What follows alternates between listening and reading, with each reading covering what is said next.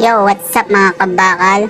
Meron po tayong gagawin LG dual inverted issue CH05. Ayun po, lumitaw CH05. Kitang kita po natin CH05. So titingnan po natin kung ano yung problem niya mga. Yan, dual inverted siya. At yan po, check po natin yung mga board sa indoor and then outdoor. Ayun po, by baklas, kita po natin. Ayun na po, titingnan natin kung ano ang problem.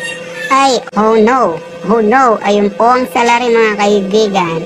Isa pong lizard, lupisak, at agad po tayong bumili at pinalitan at tinagay po. Tingnan po natin ngayon CH05.